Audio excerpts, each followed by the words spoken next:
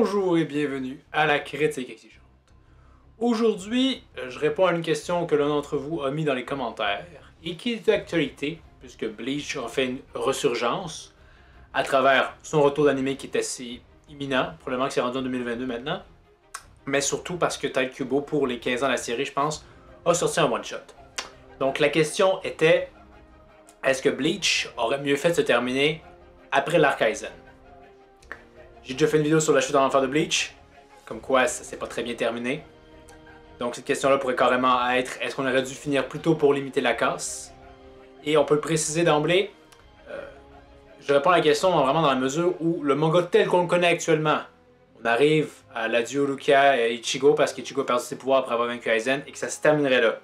Est-ce qu'on aurait eu un meilleur produit final si on avait arrêté là? Il y a deux arguments principaux pour répondre à cette question-là, selon moi. Je vais essayer de quand même pas faire trop de redondance. Dans ma vidéo sur la chute en enfer de Bleach, j'ai déjà dit que la chute en qualité, elle était bien avant le après Aizen. En fait, dès que l'arc encore commence, en fait, passé Grimmjow, ça devient un peu n'importe quoi avec des rapports de force inconsistants, beaucoup trop de personnages, etc. Donc vraiment, c'est juste se dire, est-ce qu'on aurait pu limiter la casse? C'est vraiment la bonne façon, je pense, de le définir. Parce que finir à l'arc Aizen, il y aurait quand même plein de choses qui seraient laissées ça en suspens. On peut commencer par les trucs les plus faciles, c'est-à-dire les Bankai. C'est quand même un élément important de la série. Et beaucoup de Bankai auraient été encore... on ne saurait pas ça, on n'aurait pas su c'est quoi si ça serait terminé avec la Kaizen. Je pense par exemple Yamamoto, Shinshri Ukitake, tout ce qui est relatif à Unohana, je pense qu'on n'en saurait rien. À l'époque, on ignorait aussi le Bankai de Aizen. Et c'est avec l'arc Van der Reich qu'on va apprendre la plupart de ces réponses-là, sauf, encore une fois, c'est quoi le Bankai d'Aizen? Ça, on ne le sait toujours pas. Ça aurait été un peu problématique. Parce qu'avec l'arc Van der Reich, pour certains des Bankai, on explique pourquoi ils n'ont pas été utilisés. Bien que dans le cas de Yamamoto, je veux dire, l'idée qu'il l'utilise pas parce que ça peut être trop dangereux pour son entourage.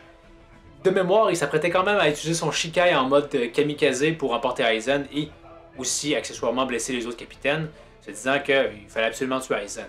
Donc il n'utilise pas son Bankai. C'est un peu idiot. Je sais pas. Encore une fois, je me dis, Aizen était quand même la grosse menace que vous retenez et quelque chose qui cloche à ce niveau-là. Mais bon, ce ne sont que des Bankai et au final, puisque en continuant la série, il va quand même garder le mystère sur certains, c'est pas si grave. Il y a aussi Rako, je pense, on ne sait pas c'est quoi son Bankai. Ou est-ce qu'on l'apprend éventuellement, je sais plus. Hein? Mais bon.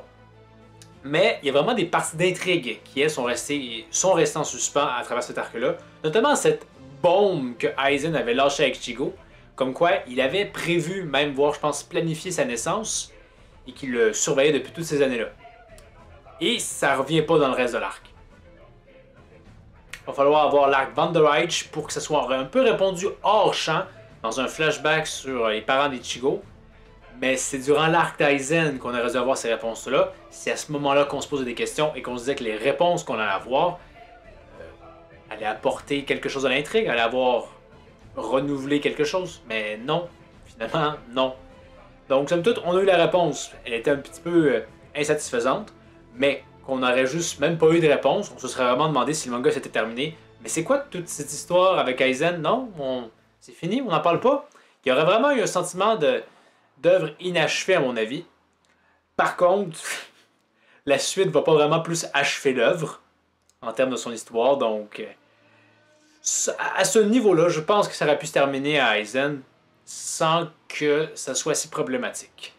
L'autre point important à considérer à mon avis, c'est les deux arcs qui ont suivi, Fullbring et Van der Reich. Est-ce qu'ils ont apporté des trucs qui étaient suffisamment de qualité par moment, hein, je le précise, par moment, parce que globalement c'était pas super, au point de me dire que si ça n'avait pas eu lieu, je pense que j'aurais regretté de ne pas avoir vu ça.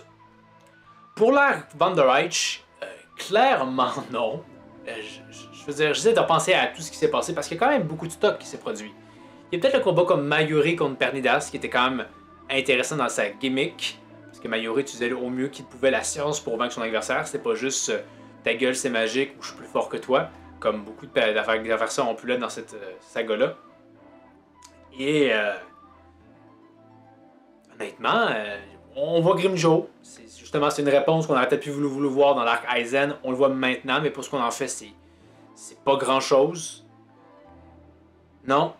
Il y a peut-être la relation entre Busby et Geogram, que j'ai quand même aimé. Ça, c'était bien. Mais sinon, honnêtement, ça s'arrête là. Il y a vraiment rien de si enlevant dans tout ce qui s'est passé. Et pourtant, ça en est passé des choses. Peut-être le passé de Yamamoto, à la limite. Mais encore une fois, rien qui a vraiment chamboulé mon âme au point de me dire comme waouh, ça c'est un moment bon, isolé dans un arc mauvais. Alors que l'arc Fullbring, là je trouve que il y a quand même des éléments de très bonne qualité dans cet arc-là, qui est quand même, je dirais globalement, c'est moins désastreux que Vanderreich, mais c'est pas parfait non plus. La conclusion est terriblement rushée. Je veux dire, je comprends pas vraiment les motivations du méchant principal, ce qui était problématique à mon avis. Par contre, j'ai quand même bien aimé le personnage de Tsushikama, et je vais massacrer son nom, c'est celui qui est capable d'altérer les souvenirs d'autres personnes, parce que comment ils ont utilisé son pouvoir pour avoir carrément un récit anxiogène, parce que Ichigo voit ses amis se retourner d'une certaine façon contre lui. Je trouvais que c'était intéressant. On allait dans une gimmick différente de juste « je suis plus fort que toi » à travers de la force brute. On avait plus avec la stratégie, notamment ce petit stratège fait entre Tsushikama et Gojo pour piéger Ichigo. Ça rappelait beaucoup de Death Note, ce qui est une bonne chose assurément. Et aussi, je peux souligner que j'ai bien aimé le combat de Tsushikama contre Byakuya, parce que justement, Tsushikama va réussir à combler la différence de puissance qu'il y a entre les deux via un stratagème permettant d'obtenir les connaissances que Byakuya a sur Zenbon Zakura, et ainsi est capable de surmonter le fossé à travers simplement son esprit, à travers une connaissance de la technique. J'ai quand même vraiment bien aimé ça. Il y a aussi le duel entre Ikkaku et le gars qui est capable de faire des coups de poing chanceux. Je trouve que c'était un beau jumelage, et au final, on a eu un duel qui mettait les deux personnages quand même de valeur. J'apprécie toujours ce genre de duel-là. Mais il y a quand même le duel entre Renji et la fille au bot, qui est un peu sur une domination. Je suis moins fan de ça, mais ça, c'est un exemple d'une domination bien faite. C'est court, et ça en jette quand même. Tu te dis pas que l'un est plus fort parce que l'autre est nul. Non, tu te dis que l'un est plus fort que l'autre parce qu'il est vraiment plus fort que l'autre, qui est quand même très fort. C'était vraiment, je trouve, une belle séquence pour mettre en valeur les progrès de Renji à travers son entraînement. Et, ben c'est ça. Ces passages-là, vraiment, je les regrette pas. Et je suis content de les avoir vus et j'y retournerai. Il n'y a à peu près rien de ça dans l'arc Vanderreich. Donc, au final, la réponse à la grande question, c'est... Je pense que Bleach aurait dû s'arrêter à l'arc Fullbring. C'est sûr que c'est peut-être une fin un peu moins intéressante que Ichigo qui fait ses adieux à Lucia. Je veux dire, il récupère ses pouvoirs puis on se dit que bon, il fera ce qu'il veut après pour protéger ceux qu'il aime. C'est peut-être un peu trop ouvert ou un peu trop lambda-esque comme fin. Mais ce qu'on a pu voir dans cet arc-là, je trouve, en valait quand même la peine. Et c'est ça. De toute façon, au niveau de l'animé, hein, il y avait clairement matière à faire après la défaite d'Aizen. Je le répète, l'arc Motsu l'après est, je trouve, très intéressant et montre qu'effectivement, on peut faire quelque chose après Aizen et que ce soit intéressant. Il a fallu que Taikubo prenne peut-être des notes à ce niveau-là. Donc, Bleach aurait pu se terminer un petit peu plus loin qu'Aizen, l'arc Fullbring. Et je pense que là, effectivement, ça va être un bon moment d'arrêter. On se serait dit comme, ah, ok, un arc quand même sympatoche. Ça manque un petit peu peut-être un climax, mais c'est mieux que ce qu'on a eu avec l'arc Vanderreich qui était décrié. Et que, encore une fois, je le souhaite que l'animé, s'il vous plaît, modifie les choses, améliore. Fais pas juste être une animation toute bête, même si elle peut quand même avoir une qualité d'animation incroyable pour les combats. Je veux que scénaristiquement ça soit amélioré par rapport à ça. Aussi, je peux en parler rapidement, mon avis sur le one-shot que Taikubo nous a livré, qui n'était pas vraiment un one-shot, c'était davantage une espèce de... J'oublie le nom, mais quand un auteur sort une petite histoire courte pour vendre à l'avance son concept, parce que honnêtement, ça s'appuyait le « Est-ce que vous voulez que je recommence Bleach ?» Comme s'il misait le fait que le retour de l'anime va lui permettre de peut-être faire que Bleach revienne. Et ce chapitre-là contenait pas mal beaucoup de défauts que Bleach avait. Premièrement, on introduit beaucoup trop de personnages à nouveau. C'est assez lourdingue. Il y avait un peu trop d'informations dans ce chapitre-là, c'est 75 pages, mais tous ces personnages-là nouveaux, en plus qu'il fallait s'habituer au design des anciens personnages, ça rendait le tout un peu indigeste. D'autant plus qu'on va avoir de la surexplication pour justifier pourquoi on fait des affaires parce que c'est super contre-intuitif. Hein, je pense que 12 ans après le décès des capitaines, ils ont une tradition de faire une cérémonie. Pourquoi?